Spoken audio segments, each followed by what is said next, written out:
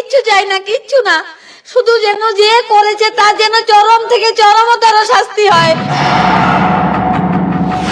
Chest medicine বিভাগের post গ্রাজুয়েটের দ্বিতীয় বর্ষের ছাত্রী শুক্রবার সকালে তাঁরই দেহ উদ্ধার হয় সেমিনার হল থেকে। ধর্ষণ করে খুনের অভিযোগ তোলে পরিবার। সরকারি হাসপাতালের ভেতরে কিভাবে ঘটলো এমন ঘটনা? সিট গঠন করে তদন্ত শুরু করে কলকাতা পুলিশ।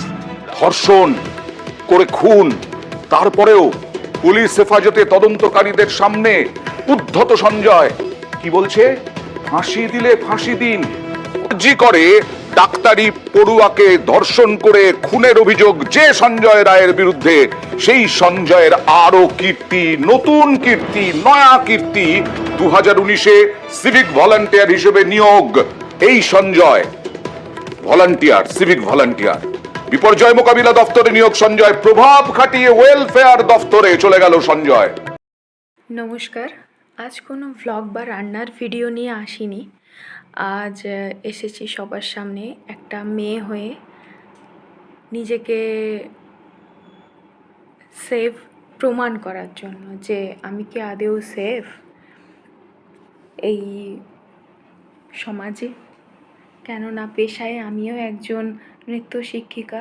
হয়তো আপনাদের সামনে আমি রান্নার ভিডিও দেখাই বা তুলে ধরার চেষ্টা করি, বা আমি আমার লাইফস্টাইল ভ্লগ আপনাদের সাথে শেয়ার করি, বাট সবার মাঝেই কিন্তু আমার একটা কাজ রয়েছে। তো রাত দিন আমাকেও কিন্তু বেরোতে হয়। যদিও আমার হাজব্যান্ড আমাকে হেল্প করে, কিন্তু মাঝে মধ্যে আমাকেও তো বেরোতে হয়। একজন চিকিৎসক যেখানে সেফ নয়, আমরা যেখানে তাকে ভগবান মনে করি, যে যদি বাঁচাতে পারে ঈশ্বরের পরে কেউ, তাহলে একজন চিকিৎসক। কিন্তু সেখানে রাক্ষসের মতো কিছু মানুষ তাকে যেভাবে নির্মমভাবে অত্যাচার করে মেরে দিয়েছে, তার ফরেন্সিক রিপোর্টে দেখা গিয়েছে তার ব্যাকবোন ভাঙা, তার চোখ দিয়ে ব্লাড বেরোচ্ছে, মুখ দিয়ে ব্লাড বেরোচ্ছে, ঠোঁট কাটা রয়েছে, হাতে পায়ে অসংখ্য নখের দাগ, গালে মুখে দাপড়ানো রয়েছে। তারপরে তো রয়েইছে তার ভ্যাজাইনাল ব্লিডিং, একটা গোটা জামা কাপড় ছেঁড়া। একাধিক মানুষ তাকে রেপ করেছে। তো ধিক্কার জানাই যে আমরা এই সমাজে বাস করছি। আরজিকর আমরা খুব তাড়াতাড়ি এর বিচার চাই। নারীকেই যদি এইভাবে নির্মমভাবে অত্যাচার করে মেরে দেওয়া হয়, পুরুষ তোমরা জন্ম নিতে পারবে এই কুকীর্তি বা কুকর্মের জন্য? এটুকু তোমরা আগে ভেবে দেখো।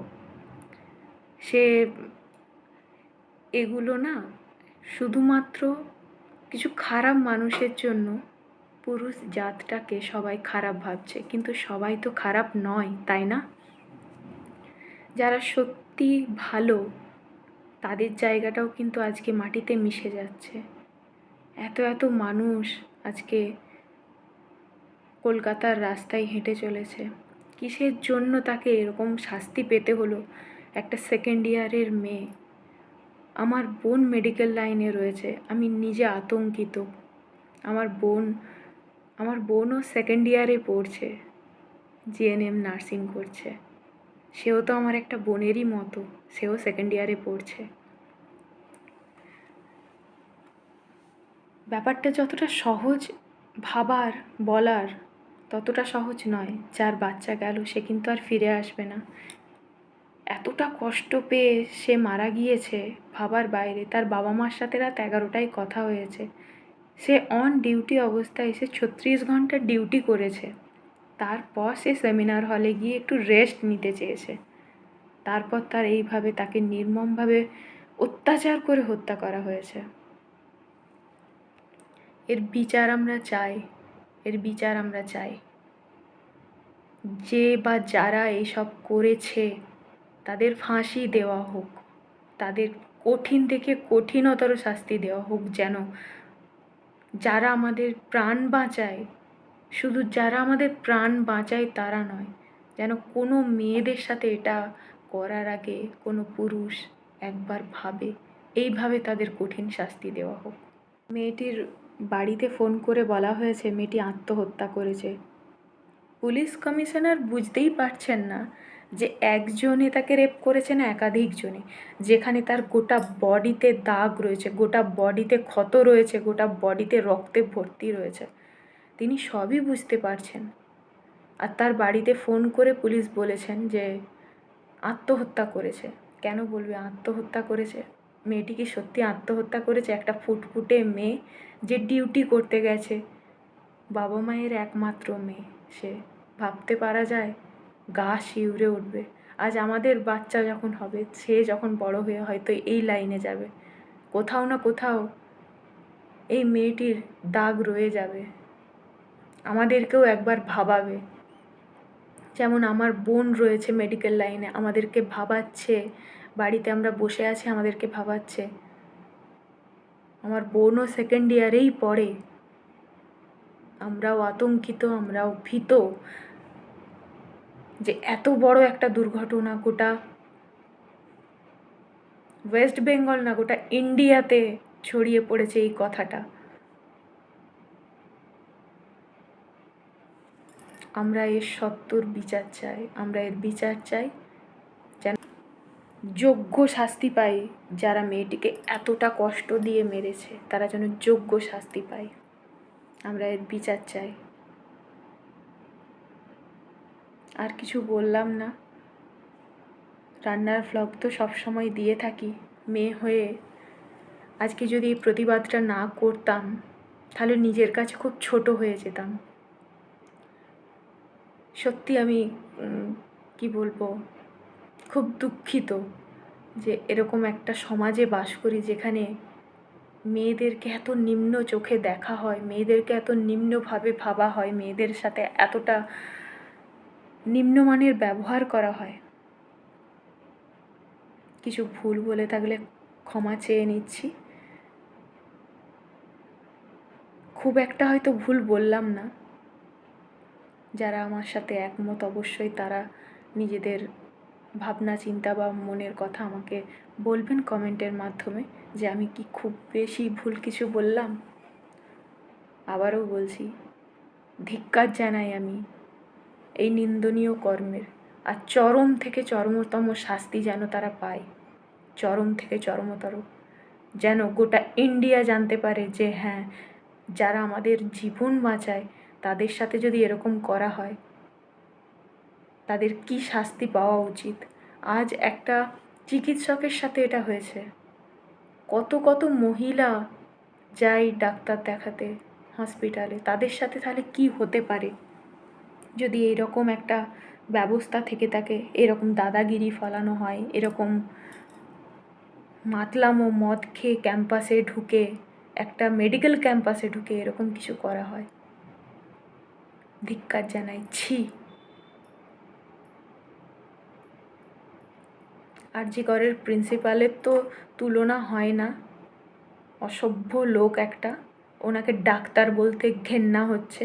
যত ওনার সম্বন্ধে আমরা টিভিতে দেখছি, সোশ্যাল মিডিয়ায় দেখছি, ইউটিউবে দেখছি, ততই ওনার প্রতি একটা মানে চরম রাগ।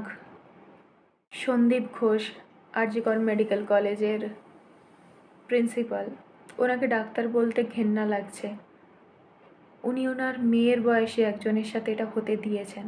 ওনার এটা সম্পূর্ণ চক্রান্ত যতদূর আমাদের মনে হচ্ছে।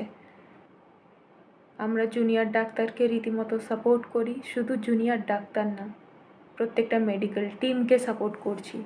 আমরা সাধারণ নাগরিক, আমরা পাশে রয়েছি আপনাদের।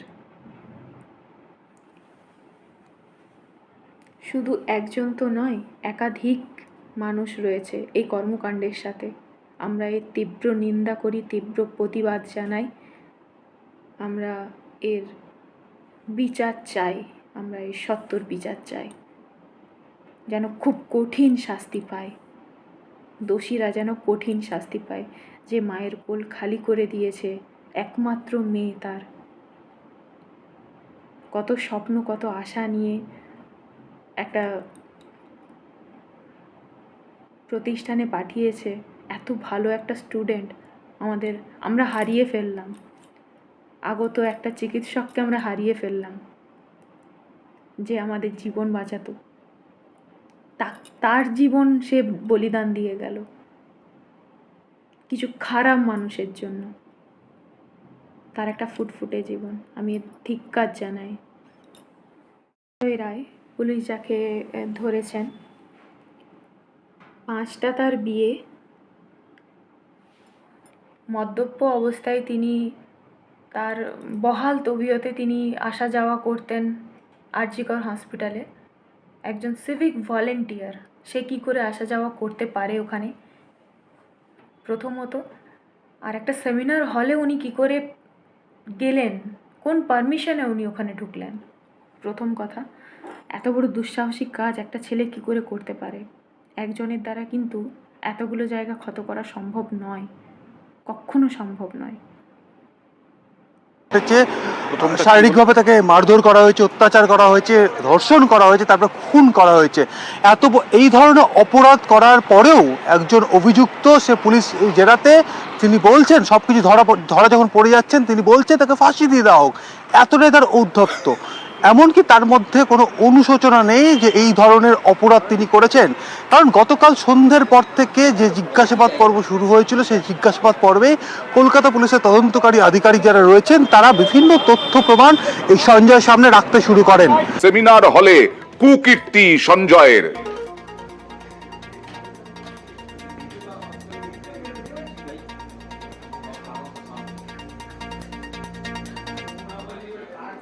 দেখো, পুলিশ সূত্র থেকে খবর যে ঘটনার দিন মদ্যপ অবস্থায় ভেতরে ঢুকেছিল এই সঞ্জয়। তবে সঞ্জয় শুধুমাত্র সেদিনই নয়, এখানকার পড়ুয়াদের একাংশের দাবি, পুলিশ সূত্র থেকে খবর যে তারা কিন্তু স্টেটমেন্টে দিয়েছে যে এর আগে মাস 3 আগেও তাকে দেখা গিয়েছে যে 3-4 জনকে গ্রুপ করে নিয়ে গিয়ে এই হাসপাতালের ভেতরে সেখানে মদের আসর সে বসাতো।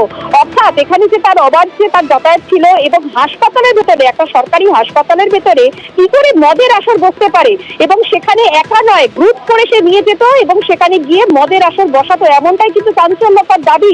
এবং সেক্ষেত্রে যেটা জানা যাচ্ছে যে ঘটনার দিন সে মদ্যপ অবস্থায় সে ঢুকেছিল, এবং ঢোকার সময় যেহেতু ঘটনাস্থলে কোনো সিসি ক্যামেরা নেই, কিন্তু সংলগ্ন এলাকায় সেই সিসি ক্যামেরা থেকে দেখা যায় যে তার গলায় একটি হেডফোন রয়েছে, এবং ঘটনাস্থল থেকে একটি হেডফোনের একটি কাটা অংশ, সেই অংশটি পাওয়া যায়। এবং তারপরে সেটিকে অনুসন্ধান করতে গিয়ে দেখা যায় যে সিসি ক্যামেরায় যে ছবি পাওয়া গিয়েছে, সেখানে সঞ্জয় যখন বেরিয়ে যাচ্ছে দেখা যাচ্ছে যে তার গলায় কিন্তু সেই হেডফোনটি নেই। এছাড়াও একাধিক জনের যে বক্তব্য, সেখান থেকে উঠে আসে যে সঞ্জয় কিন্তু এই হেডফোন তার ভীষণভাবে তার প্রিয় ছিল, কারণ সে কিন্তু সবসময় বাইক এই সমস্ত নিয়ে বিভিন্ন জায়গায় তার অবাধে তার বিচরণ ছিল, একেবারে সেমিনার হল থেকে বিভিন্ন জায়গায়। এই ব্লুটুথ হেডফোনই ধরিয়ে দিল সঞ্জয় রায়কে। এই ব্লুটুথ হেডফোনই এই হাসপাতাল চত্বর থেকেই ভবানীপুর এলাকার শম্ভুনাথ পণ্ডিত স্ট্রিটের বাসিন্দা সঞ্জয় রায়কে গ্রেফতার করে পুলিশ। সঞ্জয় কলকাতা পুলিশের সিভিক ভলান্টিয়ার। যদিও ধৃতের পেশা নিয়ে সাংবাদিকদের প্রশ্ন এদিন এড়িয়ে যান কলকাতার police commissioner.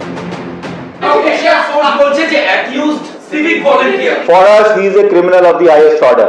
Whatever he may be, he is a criminal. Such a heinous crime he is committed, and he is a criminal of the highest order, which deserves the highest form of punishment.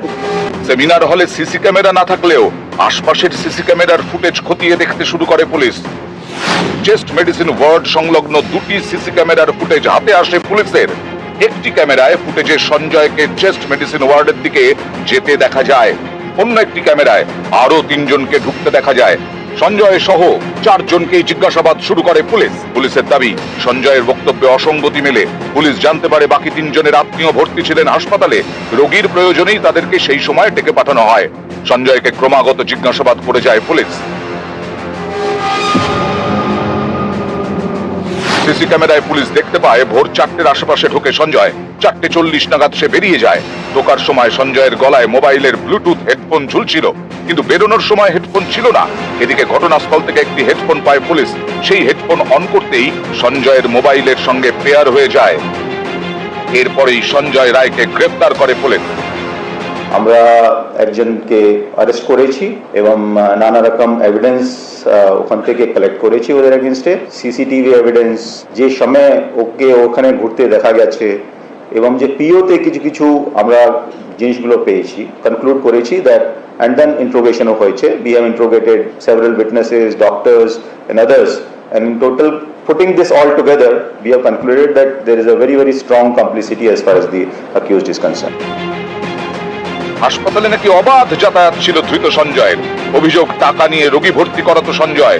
Police জানতে পেরেছে মত্ত অবস্থায় বৃহস্পতিবার রাতে হাসপাতালের ভেতরে ঢোকে সঞ্জয়। পাওনাদারের টাকা দেয় নাকি খুব বেশি বাড়িতেই ফিরত না।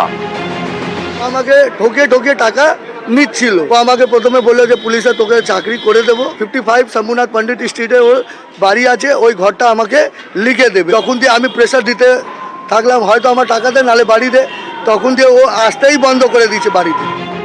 এ হেন সঞ্জয় এবার আরজি করের ঘটনায় পুলিশের জালে। সঞ্জয়কে 14 দিন পুলিশ হেফাজতে রাখার নির্দেশ আদালতের।